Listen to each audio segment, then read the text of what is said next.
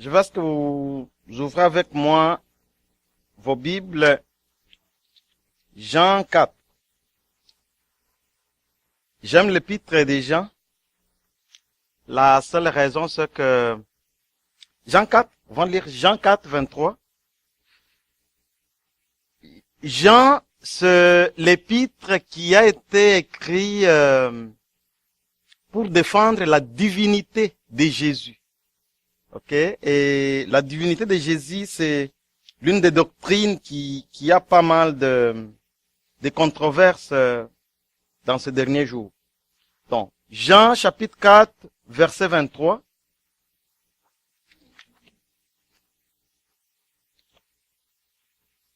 Jean 4, 23. Quelqu'un pourra nous le lire? Oui. Une erreur vient, elle est déjà là pour le vrai adorateur de nom de Père en esprit et en vérité. En effet, ce sont les adorateurs que je recherche le Père. Amen. Éternel, nous te remercions. Nous disons merci pour ta parole. Les saintes écritures nous suffisent pour nous conduire dans des voies qu'il nous faut en tant que chrétiens. Pour la gloire de ton Saint-Nom. Amen. Oui, Jean chapitre 4 parle de la femme samaritaine que la plupart de nous connaissons quand même l'histoire de l'école de dimanche. Mais là, je voulais en tirer quelques leçons dans le verset 23. Donc, dans ce que Dieu disait à la femme en 23, que mais l'heure vient, et elle est déjà là, où les vrais adorateurs adoreront le Père en esprit et en vérité. Et en effet, ce sont là les adorateurs qui recherchent le Père. La question que je me posais, est-ce que, pourquoi Jésus parle des vrais adorateurs? Pas juste des adorateurs. Et souvent, chaque fois que le mot adoration est mentionné, dans un culte comme ça, même dans nos discussions, nos premières impressions vont aux personnes qui nous guident dans la louange, les personnes qui nous guident dans l'adoration, l'état qu'on a ensemble à chanter. Et parfois, on pense même à des personnes qui nous impressionnent quand ils chantent. Mais c'est quoi l'adoration? Est-ce que quelqu'un pourra me dire c'est quoi l'adoration? C'est pas une question rhétorique là, j'ai besoin de vos réponses. C'est quoi l'adoration, oui? C'est chercher à s'approcher de Dieu le plus possible, dans le temps de calme. Oui, chercher à s'approcher de Dieu le plus possible. Oui, dans le calme. Oui. Repentance. Oui, repentance. Oui. Et qu'on vient élever son nom pour tout ce qu'il a fait, pour le remercier. Élever son nom pour ce qu'il a fait. Le remercier. Louange ou adoration? Adoration. Adoration, ok. Élever son nom pour ce qu'il a fait. Ok. Bien noté, ok? Adorer Dieu, c'est le reconnaître qu'il est notre créateur, tout ce qu'il a fait pour nous, donc on le reconnaît, ça c'est mérite. Tout ce qu'il a fait pour nous, la reconnaissance de ce qu'il a fait pour nous. Je pense, oui. C'est de l'aimer, de tout ce qu'on peut, c'est de l'amour, tout l'amour qu'on peut aller, c'est ça l'adorer. C'est de l'aimer encore plus que de l'aimer, finalement. C'est aime ton Dieu de tout ton cœur, de ton âme. Oui. C'est une forme, c'est ça, adorer Dieu, c'est être en extase de l'homme. Ok. Vous voyez, on a plusieurs réponses qui peuvent surgir là-dessus sur l'adoration. Pourtant, l'adoration, c'est le centre de notre culte, vous savez. Et parfois, louange, adoration, chaque fois que je suis dans le pratique avec les groupes ici, parfois je demande, elles sont où les chansons d'adoration, les chansons de louange? Parfois on dit louange, quand ça va très vite, ça c'est louange. Adoration quand c'est calme. Quand c'est calme, on adore. Okay. Est-ce que c'est le message qu'on donne qui détermine c'est l'adoration ou quoi? La Bible est très claire. Les mots qu'on utilise ici pour adorer, en grec, ça signifie baiser la bague. Ok? Baiser une bague de quelqu'un qui a une autorité. Ok? Tu viens, tu baises une bague. Ok? Donc, baiser une bague, c'est ça les mots, c'est ça l'implication du mot grec. Ok? Donc, et tu ne peux pas baser une bague de n'importe qui là. Il faut qu'il y ait quand même un lien très proche pour que tu puisses faire ça. Et puis, je me demandais l'adoration. Pourquoi Jésus a voulu insister dans sa discussion avec cette femme sur l'adoration? Parce que la femme, elle, était samaritaine et les gens de la Samarie avaient 3 fêtes. 3 fêtes, et parmi toutes les 3 fêtes-là étaient célébrées à la montagne Gérizim, qui n'était pas très loin de là où ils étaient là. Et puis, Jésus dit, l'heure vient, et elle est déjà là, où les vrais adorateurs, parce que dans le contexte, si vous lisez tous les chapitres dans le contexte, il y a quelque part où Jésus dit à la femme, vous adorez ce que vous ne savez pas. Donc, il peut nous arriver comme chrétiens, on est là, mais on adore ce qu'on ne connaît pas. C'est très possible. C'est très possible. Ne faisons pas l'exception.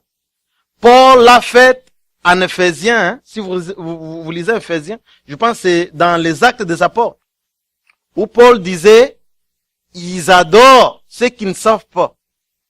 Donc, c'est possible de nous trouver avec des définitions qu'on donne, c'est quoi l'adoration. On ne sait même pas c'est quoi adorer, donc on risque de se mêler parfois dans le processus, parce qu'on ne sait pas c'est quoi on doit faire dans l'adoration. C'est quoi adorer? Mais toutes vos réponses sont presque correctes là. Mais adorer, c'est rendre l'honneur, les honneurs à Dieu. Pas pour ce qu'il a fait, non. Pour ce qu'il est, ok? La louange, maintenant, c'est beaucoup plus pour ce qu'il a fait. C'est ça la différence. Adoration, pour ce qu'il est. On l'honore pour ce qu'il est. Donc, j'adore. Oh Dieu, je t'adore. Oh, merci pour... Non. On adore Dieu pour ce qu'il est. Mais Jésus voulait attirer l'attention de la femme de changer la dispensation de l'adoration. Parce que la femme disait, nous, on adore. On adore cette montagne-là. Maintenant, Jésus dit, l'heure vient, et elle est déjà là, où les vrais adorateurs adoreront le Père. Le but d'un vrai adorateur. Suis-je un vrai adorateur? Tu ne peux pas être un vrai adorateur et tu ne sais pas c'est quoi adorer. Adorer, c'est rendre l'honneur à Dieu, c'est prosterner, faire une révérence à Dieu pour séculer. Et les vrais adorateurs doivent savoir le but d'adoration. C'est ça mon premier point. Le but d'adoration doit seulement être Dieu, le Créateur de l'univers. En verset 23, il dit, où les vrais adorateurs adoreront le Père. Est-ce qu'on peut adorer Jésus? Oui ou non? Oui. Pourquoi? Sur quelle base? Je suis dans le Père et le Père est en moi. Oui, Jésus est dans le Père est en moi, oui. Il est Dieu. Jésus est Dieu. Oui. Ok. Lisons Exode. Exode 22, verset 3. Quand Moïse a donné les 10 commandements. Ça, ce sont des questions que la plupart des gens des autres religions, ils nous donnent des défis comme ça, surtout les musulmans. Moi, je vécu avec les musulmans en Afrique, souvent. Ils viennent avec des questions comme ça pour un peu nous distraire. Pourquoi est-ce que vous adorez Jésus? Où c'est Jésus? Où c'est Dieu? Pourquoi Jésus? Et vous dites que c'est son fils. Bon. Exode 20, verset 3. Le premier commandement. Quelqu'un pourra nous le lire? Tu n'auras pas d'autre Dieu devant ma face. Oui.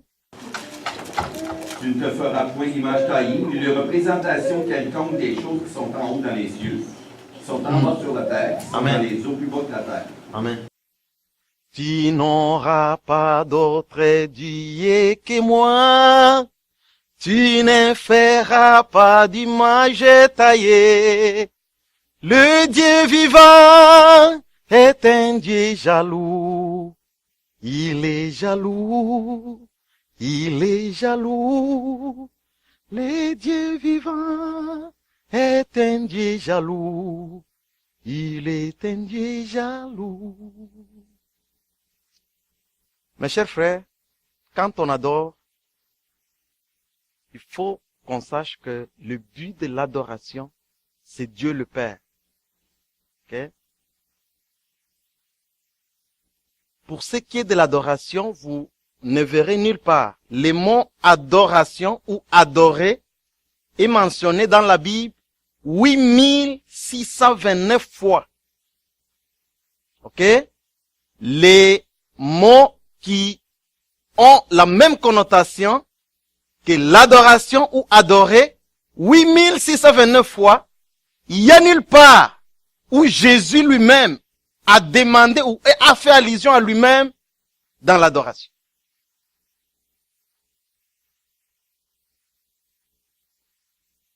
Ok? Donc, quand on parle de la divinité, ok?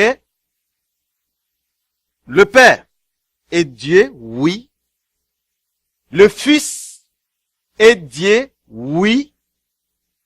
3 personnes en un seul.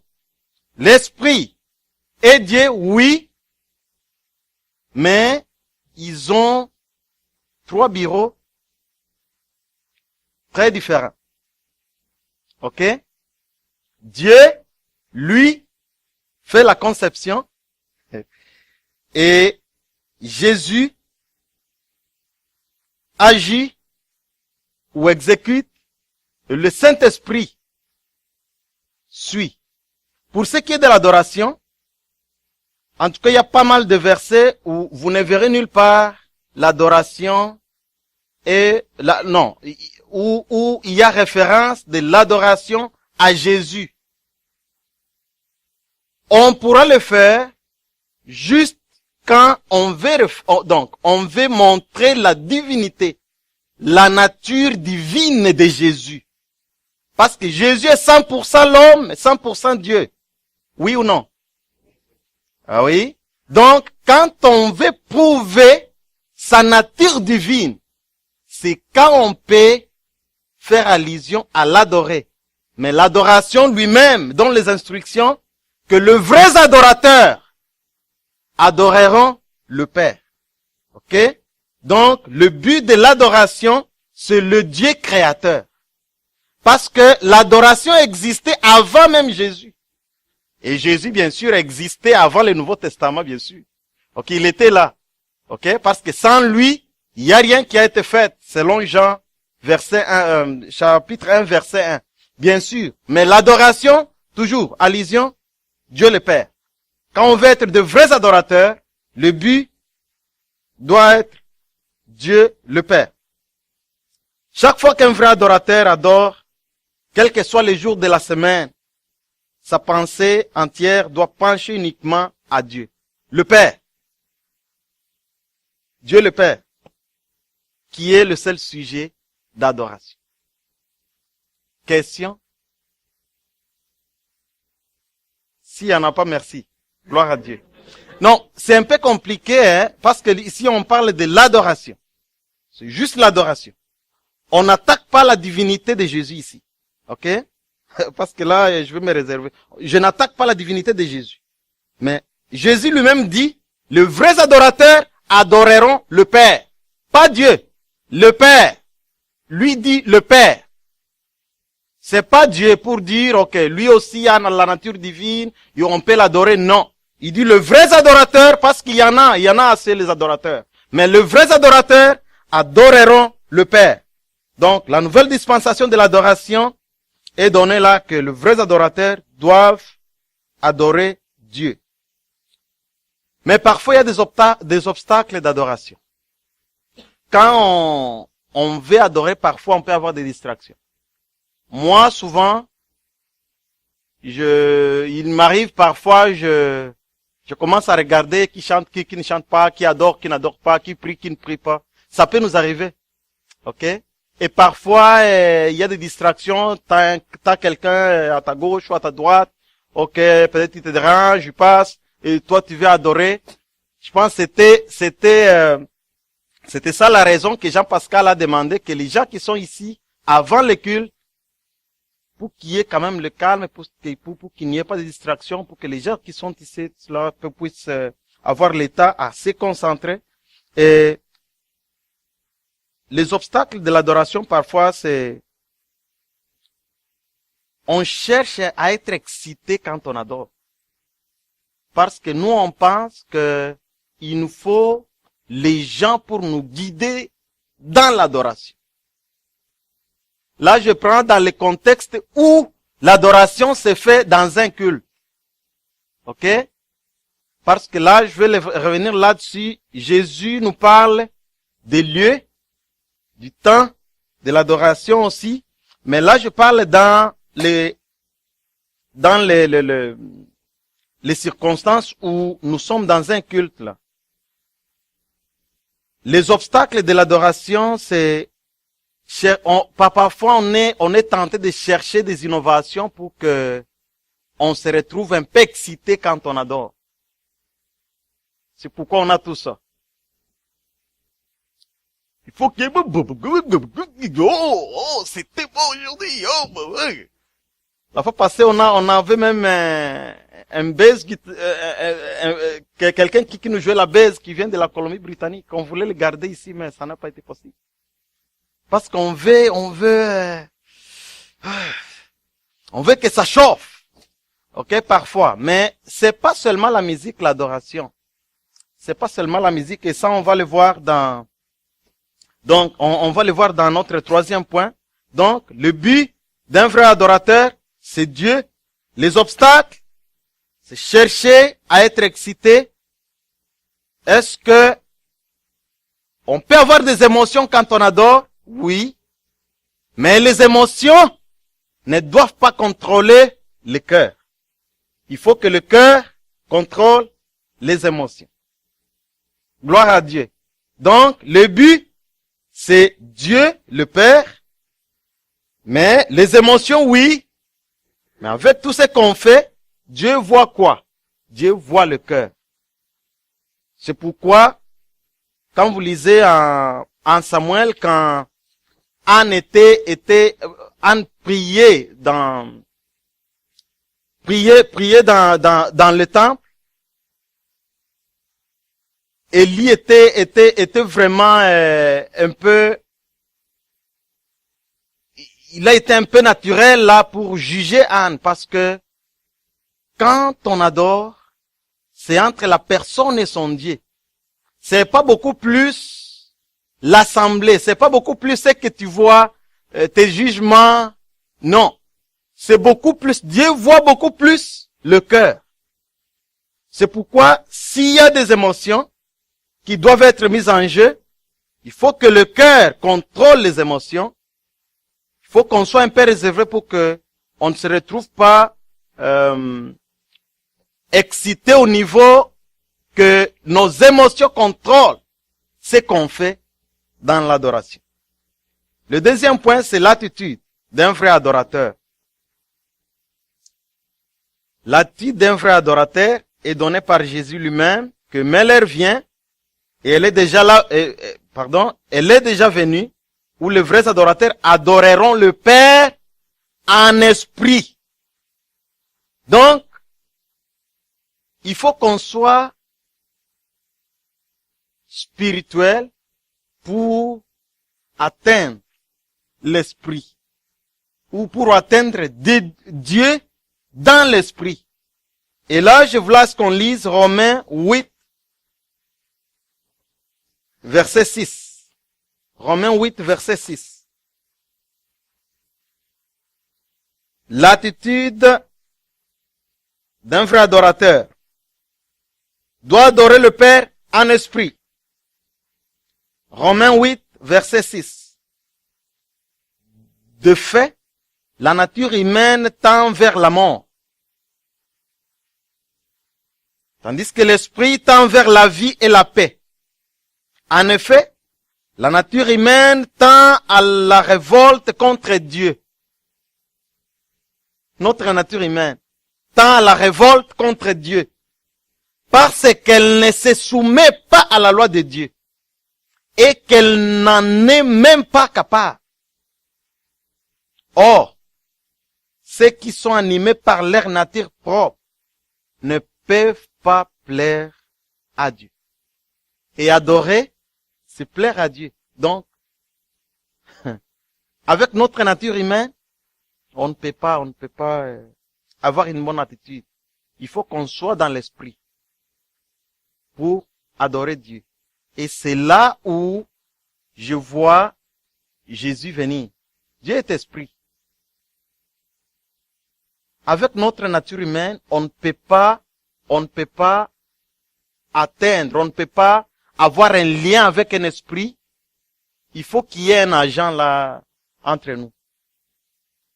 Il faut qu'il y ait un agent entre nous et Dieu. Il faut qu'il y ait un médiateur. Dieu est saint. Nous, on est pécheurs. Pour qu'on s'approche devant Dieu, il faut qu'on soit en juste. Donc, l'attitude d'un vrai adorateur, c'est adorer en esprit. Adorer Dieu en esprit signifie avoir une bonne attitude dans son cœur. C'est quoi ton attitude dans l'adoration? C'est quoi mon attitude dans l'adoration? Si nous voulons être de vrais adorateurs qui vont toucher le trône éternel, il faut qu'on adopte la bonne attitude devant Dieu. Évitons les distractions. Durant l'adoration, c'est beaucoup plus nos cœurs.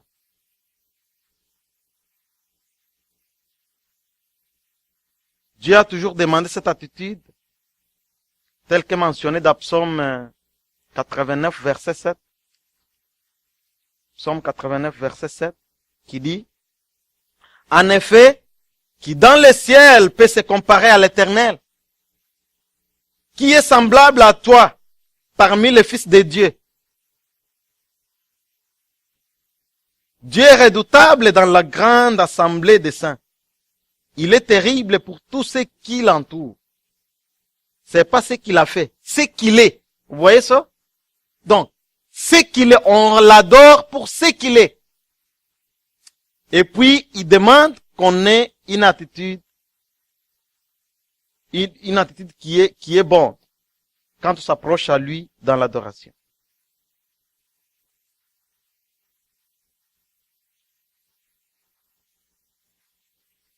Parfois, on a raison à être emporté dans nos émotions quand on adore, oui. Mais toutefois, les émotions ne doivent pas prendre contrôle sur nous. Le troisième point, le premier point, c'était un vrai adorateur doit savoir son but, c'est Dieu. Le deuxième point, c'est l'attitude qui soit en esprit. le troisième point, le dernier, ce sont les actions d'un vrai adorateur. Où Jésus lui-même dit dans le même verset, mais l'heure vient, et elle est déjà venue, où les vrais adorateurs adoreront le Père en esprit et en vérité. J'aime ça. Tout ce qu'un vrai adorateur fait doit être basé sur la parole de Dieu.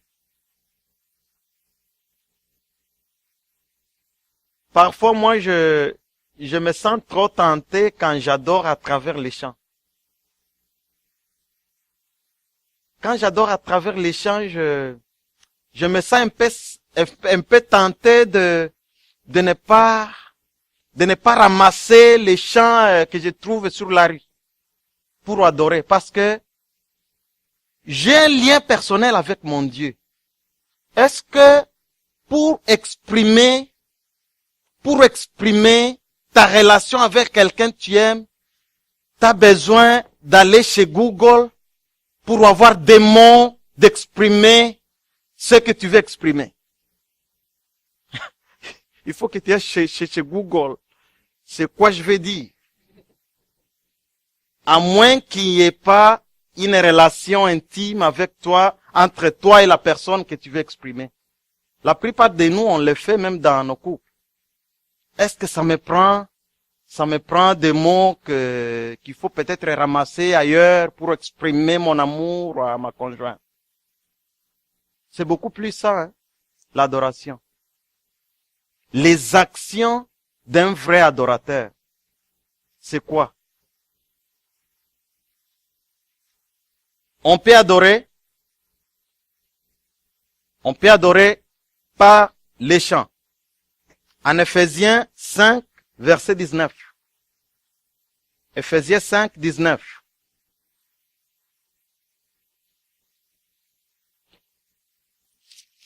On peut adorer par les chants. Ephésiens 5, 19.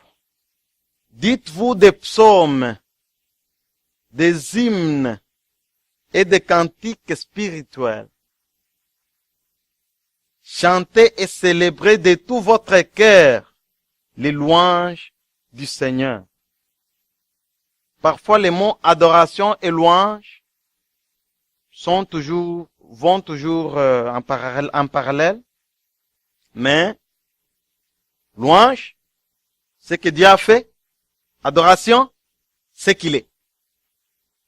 Si vous oubliez tout ce que je peux dire là, louange, c'est qu'il a fait. Adoration, c'est qu'il est. Donc, dites-vous des psaumes, des hymnes et des cantiques spirituels. Chantez, célébrez de tout votre cœur les louanges du Seigneur. Est-ce qu'on a encore des psaumes aujourd'hui? Est-ce qu'on a encore des hymnes? Est-ce qu'on a encore des cantiques spirituels?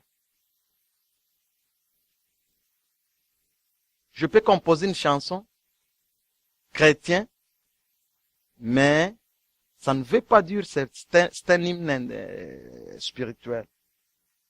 C'est pas n'importe quel chant qui dit Jésus qui est un cantique spirituel.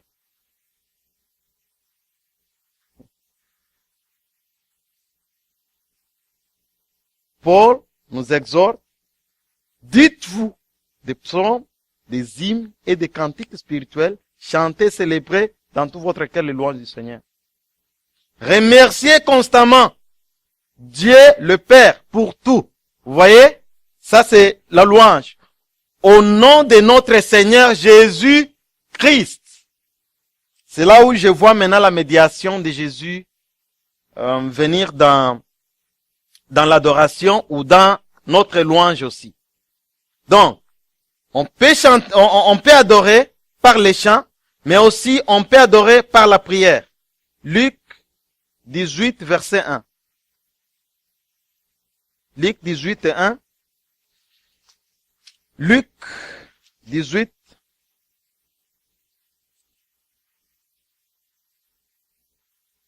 Luc 18. Le premier verset, Jésus leur dit une parabole pour montrer qu'ils devaient toujours prier sans se décourager. Ok? On peut adorer par la prière. Troisième point, on peut adorer par des dons. Ça, vous pouvez le voir dans 1 Corinthiens, chapitre 1, verset 2. Ça, on le fait, c'est l'un des points de l'adoration qu'on fait dimanche. Mais le chant, on peut le faire partout, là. Mais les dons, on le fait ici. 1 Corinthiens, verset 1, chapitre 1, pardon, verset 1 et 2. Quelqu'un pourra nous les lire? 1 Corinthiens.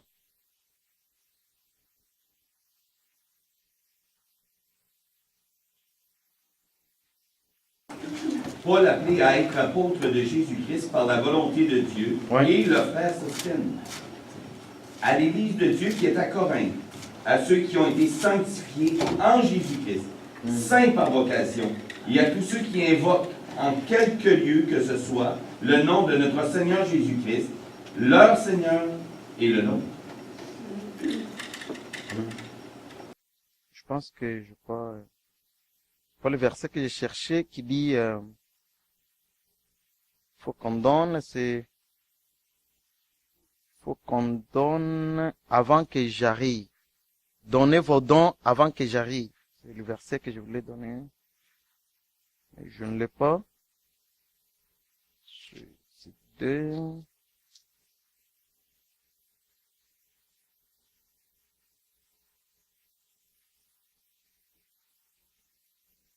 Bon, je m'excuse, là, je n'ai pas une bonne référence, c'est pour le verset, là. Le verset que Paul exhorte, dans lequel Paul exhorte l'église à Corinthe de donner les dons avant qu'il n'arrive. Ok. Ok, c'est ça. Aucun don à vous. Attendez le moment, notre Seigneur, ça reprend. Non, c'est pas ça. C'est peut-être des Corinthiens, je veux voir. Je vais voir là.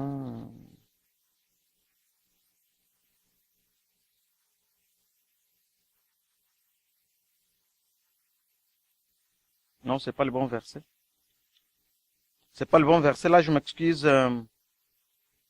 Je pas le bon verset là. C'est pas le bon verset où Paul demande à l'église de Corinthe de donner leurs dons. Leurs dons. Le dimanche. Avant qu'il arrive.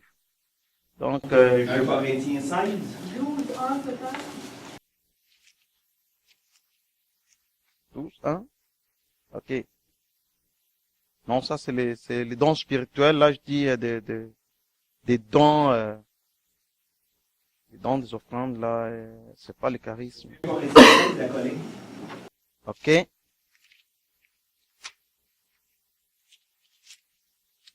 Non, je pense pas. Oui. Oui. Oui. Pourras-tu nous le lire, Martin? Oui, pour ce qui concerne la collecte en faveur des saints, Oui. agissez vous aussi comme je l'ai ordonné aux églises de la Galatie. Que chacun de vous, le premier jour de la semaine, Oui. mette à part chez lui ce qu'il pourra, selon sa prospérité, afin qu'on n'attende pas mon arrivée pour recueillir les dons. Amen. Amen. C'est ça. Donc, on peut adorer par les dons. Et le quatrième point, c'est adorer par le repas du Seigneur qu'on a juste eu là. Je veux pas parler là-dessus. Et aussi, le cinquième point, on peut adorer par l'étude des Saintes Écritures. Là, on peut lire en Actes, chapitre 20, verset 7.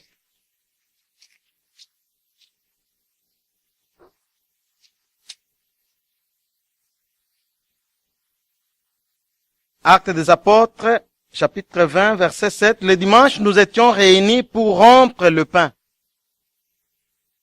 Comme il devait partir le lendemain, Paul s'entretenait avec les disciples et il a prolongé son discours jusqu'à minuit. Ok? Je ne vais pas prolonger mon discours là jusqu'à minuit, mais mais là, le dimanche, nous étions réunis pour rompre le pain. C'est très important. C'est une façon, c'est un moyen d'adorer le Père. Est-ce que je suis un vrai adorateur? Est-ce que toi, tu es un vrai adorateur? Ok? Il faut y travailler là-dessus, en sachant que le but d'un vrai adorateur, c'est Dieu. Et aussi, l'attitude d'un vrai adorateur, c'est adorer en esprit. Et troisième point, c'était les actions d'un vrai adorateur, c'est adorer par les chants, par la prière, par les dons, par le repas du Seigneur et par l'étude des Saintes Écritures.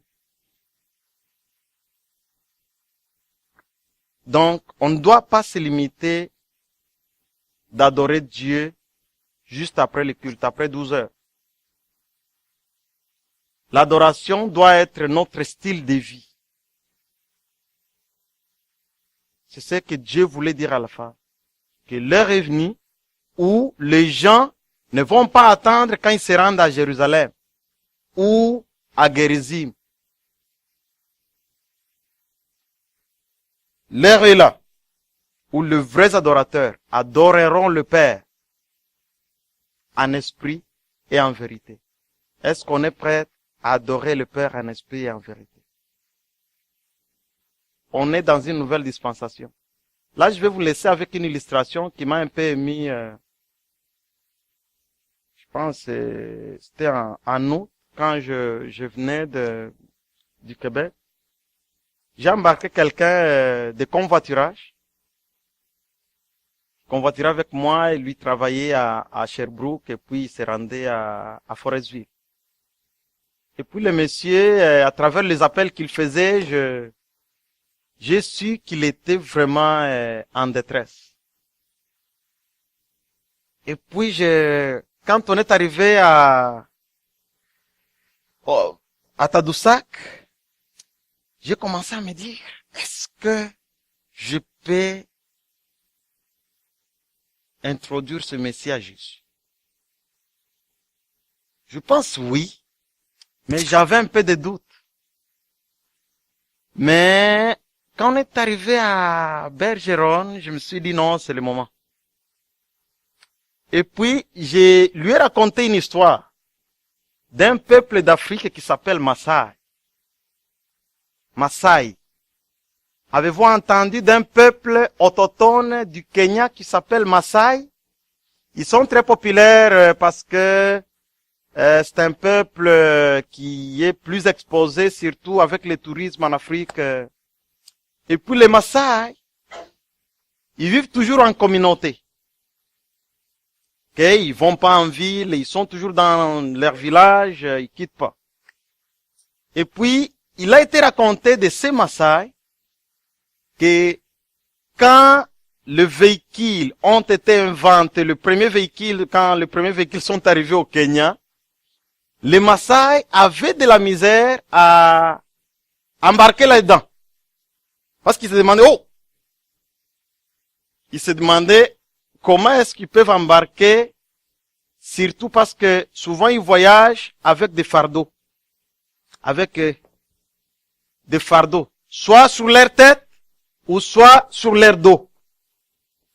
Et puis, il est raconté dans l'histoire du Kenya que le Maasai, quand ils ont commencé à accepter à embarquer dans le camion, parce que c'était le camion beaucoup plus qui était utilisé dans le transport en commun, le Maasai embarquait dans les camions avec leur fardeau.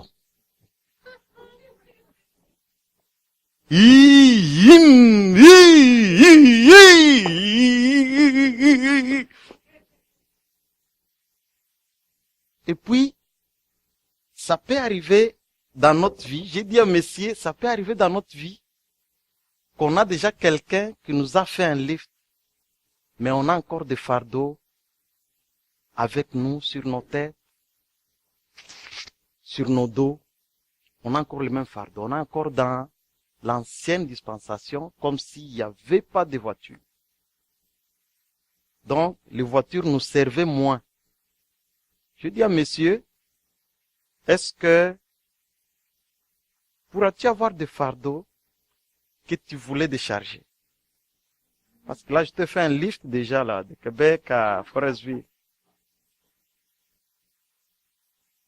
Que penses-tu si tu pourras voir ton petit sac à main sur ton dos avec toi et convoiturer avec moi tous les longs, 4 heures, 5 heures, Forestville, Québec, Forestville?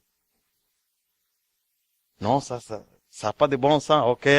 Si ça n'a pas de bon sens, Dieu nous a offert un médiateur pour nous décharger de tout ce qu'on a comme fardeau dans notre vie. C'est ça, la plupart de nous vivent encore comme des massacres, même dans cette assemblée. Qu'on est encore dans l'ancienne dispensation dans notre adoration. Quand on adore, c'est le temps de jaser, oui, c'est bien de jaser, mais attention, les sociales ne doivent pas prendre le dessus dans l'adoration. Les émotions ne doivent pas prendre le dessus dans notre adoration. Tout ce qu'on fait, même nos instruments, si ce que je fais ici, s'il m'arrive, ok? Parce que nous autres, nous sommes très tentés ici, hein? S'il peut m'arriver à savoir que ce que je fais ici arrive à distraire quelqu'un de ne pas avoir une bonne communion avec son Dieu, il faut que je le laisse. Il faut qu'on arrête. Si ce sont les instruments, on les arrête pour qu'on ait quand même, pour qu'on soit dans la nouvelle dispensation de l'adoration, où nous devons adorer le Père en esprit et en vérité. Prions. Éternel, nous te remercions parce que tu es bon. Tu es bon. Tu nous donnes des commandes qui sont simples, mais compliquées pour nous parce que on n'a pas le temps avec tes saintes écritures. Mais ces jours ici, nous disons merci pour la vérité que tu nous as montrée à travers le 4e chapitre de Jean, verset 23, que nous faut être dans la nouvelle dispensation de l'adoration. Il nous faut adorer Dieu le Père en esprit et en vérité. Et toutes les distractions qui peut y avoir dans notre vie, nous demandons que tu puisses les enlever, Seigneur.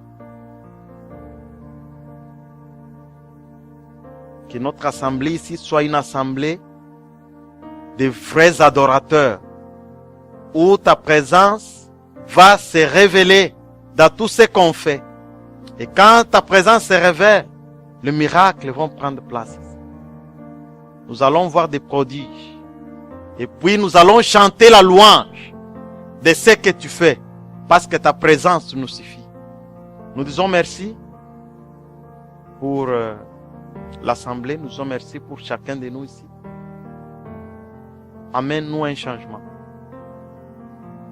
Aidez-nous à embarquer dans la nouvelle dispensation des vrais adorateurs. Au nom de Jésus-Christ. Amen. Soyez bénis. Merci.